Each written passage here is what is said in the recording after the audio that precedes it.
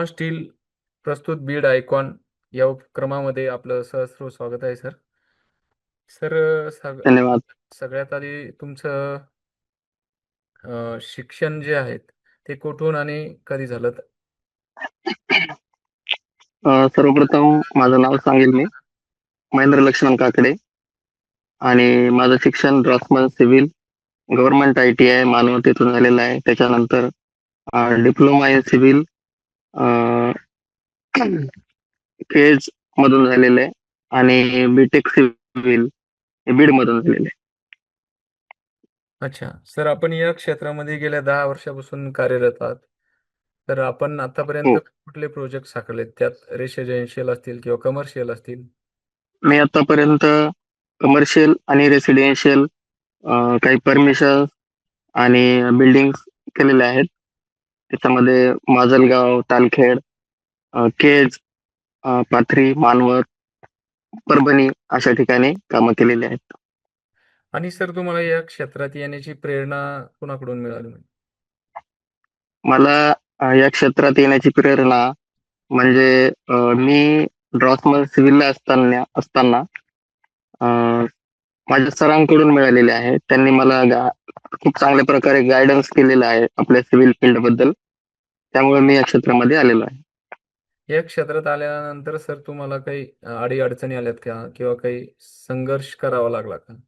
त्याबद्दल काही सांगा. या क्ष- या क्षेत्रात आल्यानंतर मला लक्षात आलं की संघर्ष हा करावाच लागतो. कोणतीही फील्ड असेल त्याच्यामध्ये तुम्हाला संघर्ष हा करावाच लागतो. मी आर्किटेक्ट कडे 5 वर्ष एक्सपिरियन्स घेतला. आर्किटेक्ट कडे असताना मला तिथे औरंगाबादला अ, भाड्याच्या खोलीमध्ये राहावं लागायचं. मेसचं जेवण करावं लागायचं असायचं आणि ऑटोनं ऑफिसला जाणं, वापस येणं म्हणजे दगदग असायची आणि पगार खूप कमी असायचा. पण शिकण्यासाठी एक स्ट्रगल करावंच लागते माणसाला आयुष्यामध्ये. हम्म हम्म. त्यामुळे अशा प्रकारचं स्ट्रगल केलेलं आहे मी. एखादा प्रोजेक्ट करताना तुम्हाला काही अशी अडचण आली का? आणि त्याच्यावर तुम्ही कशी मात केली? त्याच्याविषयी थोडं सांगा. मला सिव्हिल फील्डमध्ये आतापर्यंत अडचण काही आलेली नाहीये. कारण की मी ऑफिसला असताना सरांनी आमचे सोनार सर म्हणून आर्किटेक्ट होते. आर्किटेक्ट संजय सोनार.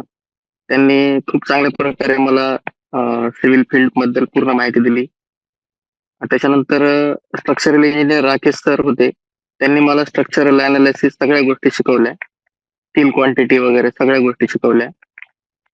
त्यामुळं मला अडचण काही आलेली नाहीये आणि त्यांनी मला क्लिअरली सांगितलं होतं की कोणत्याही प्रकारची अडचण असली तर आम्हाला कॉल करून विचारत जा. पण आतापर्यंत तशी काही अडचण आलेली नाही की त्यांना कॉल करून विचारावं लागेल. हा, बरोबर सर. सर, बांधकाम क्षेत्र म्हटलं की त्याच्यामध्ये बांधकाम कामगार आलेत आणि त्यांच्या हो, याच्यावरतीच या क्षेत्राचा जो काही डोलारा आहे तो उभा आहे. तर अशा या बरोबर. क्षेत्रामध्ये कुशल बांधकाम जे कामगार आहेत त्यांची नितांत आवश्यकता आहे. हा, खरंय खरंय. हा हा. मला आतापर्यंत केलेल्या कामामध्ये एक गोष्ट सांगावीशी वाटते की जे युनिट्स आहेत आपल्या बांधकाम क्षेत्रामधले, हम्म हम्म तर लोकल एरियामधले जे कामगार आहेत अकुशल कामगार, हम्म त्यांना फक्त फूट आणि इंचेस याबद्दलच माहिती आहे. हम्म मीटर आणि याबद्दल त्यांना कोणत्या प्रकारची माहिती नाही. आणि स्टँडर्ड आर्किटेक्चरल ड्रॉइंग हे मीटर मध्ये बनवले जातात किंवा मध्ये केले जातात. कोणत्याही साईडचं मार्कआउट असेल तर ते मध्ये केलं तर त्याला अॅक्युरेसी मिळते. फूट इंचामध्ये त्याला अॅक्युरेसी मिळत नाही. त्यामुळे साईटवरती कुशल कामगार असणे खूप गरजेचं आहे. वर्किंग ड्रॉइंग्स असतील, RCC ड्रॉइंग्स असतील, त्यांना वाचता येणं खूप गरजेचं आहे. त्यामुळे कुशल कामगार असणे खूप आवश्यक आहे साईटवर. बरोबर. आणि सर्वात त्यानंतरच जर एक विषय असा असतो सर, की सगळ्यांच्या जिव्हाळ्याचा आणि महत्त्वाचा एक प्रश्न असा असतो, की आम्हाला कमी बजेटमध्ये एक उत्कृष्ट आणि चांगल्या दर्जेदार प्रकारचं घर पाहिजे.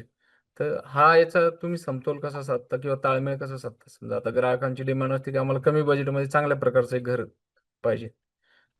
हा. हम्म. तर याचं ताळमेळ कसं साधत असं?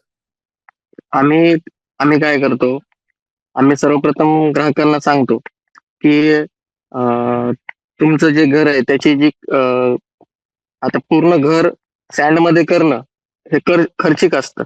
आम्ही सांगतो की तुम्ही ज्या इंटरनल वॉल्स आहेत सगळ्या त्या 4 इंचामध्ये करा आणि क्रश सँड मध्ये करा.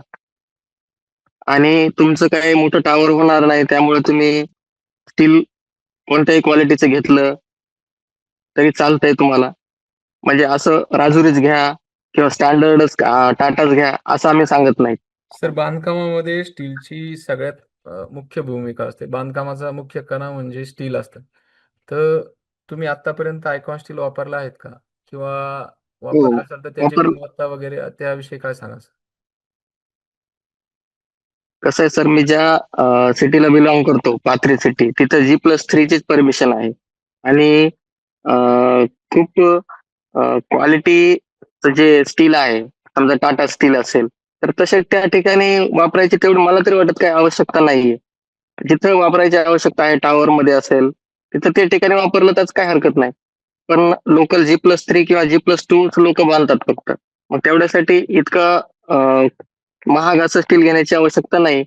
आणि कोणत्याही ओनरला असं वाटतं की आपलं घर कमी खर्चामध्ये व्हावं, म्हणून आम्ही शक्यतो स्टील जे ब्रँड्स आहेत, आयकॉन स्टील झालं, हे असे ब्रँड प्रिफर करतो की त्यामुळे ग्राहकांचा पण फायदा होईल. आणि आयकॉनचं मला माहिती आहे की स्टीलचा रेट कमी असतो दुसऱ्या ब्रँडपेक्षा. आयकॉन आणि मी स्टील बऱ्याच ठिकाणी मी रिकमेंडेशन केलेलं आहे आणि वापरात पण आहे माझ्या साईटवर. आयकॉन स्टीलच्या गुणवत्तेविषयी काय सांगाल सर? पर्सनली मी तुमचं प्लॅन बघितलेलं नाहीये सर.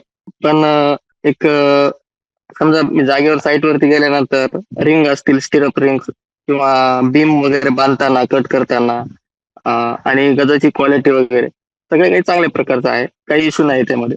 सर, आता तुम्ही पाथरीमध्ये विविध प्रकारचे प्रोजेक्ट साकारले आहेत. पाथरीच्या हो, ज्या पायाभूत सुविधा आहेत तर त्यामध्ये तुमचा एक महत्त्वाचा वाटा आहे तुमच्या प्रोजेक्टच्या हो, माध्यमातून. तर येणाऱ्या हो. काळामध्ये तुम्ही पाथरी जे शहर आहे सर त्याचा विकास आणि ते कसं पाहता सर? म्हणजे तुमच्या शासनाकडून काही अपेक्षा आहेत का किंवा काही याविषयी काय सांगाल?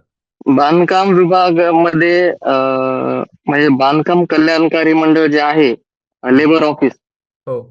ते त्या बांधकाम कामगारांसाठी आहे. पण प्रत्यक्षात अशी गोष्ट आहे की मी पाहिलंय की जे मुळात खरे कामगार आहेत ते ह्या लाभापासून वंचित असतात. त्यांना माहितीच नसतं की त्यांच्यासाठी एक मंडळ आहे, त्यांच्यासाठी लाभ आहेत शासनाचे विविध प्रकारचे. त्यांना हे माहितीच नसते गोष्टी काही. तर त्या तर शासनानं त्याच्यामध्ये जे खरे कामगार आहेत त्यांना साईट व्हिजिट करूनच एखाद्या ऑफिस नेमून तिथं कर्मचारी नेमून व्हेरिफिकेशन करूनच त्यांना लेबर कार्ड दिलं पाहिजे. त्यानंतर शेवटचा आणि महत्त्वाचा प्रश्न सर, की या क्षेत्रात जे येणारे जे तरुण आहेत किंवा भावी सिव्हिल इंजिनियर वगैरे असतील किंवा आर्किटेक्ट असतील, स्ट्रक्चर इंजिनियर असतील, त्यांना तुम्ही काय मोलाचा मोलाचा काय सल्ला द्याल? येणाऱ्या जे विद्यार्थी आहेत या फील्डमध्ये त्यांना एवढंच सांगेल की तुम्ही शिक्षण घेत असताना जे पण शिक्षण तुम्ही घ्यायला, जे पण विषय तुम्ही स्टडी करायला, ते पूर्ण एक्झाम घेऊनच करा. आणि त्याच्यानंतर तुम्ही कोणत्यातरी एका ऑफिसमध्ये जाऊन एक्सपिरियन्स, ज्याला आपण अनुभव म्हणतो, तो घेणं खूप आवश्यक आहे. अनुभवानंतरच तुम्हाला खरी क्षेत्रामध्ये काम करण्याची संधी मिळेल. कारण की अनुभव नसताना तुम्ही एखादं काम केलं आणि काही अडचण आली तर ते तुम्हाला कळणार नाही की ते सॉर्ट आउट कसं करायचं. अनुभव खूप महत्वाचा. बरोबर आहे सर.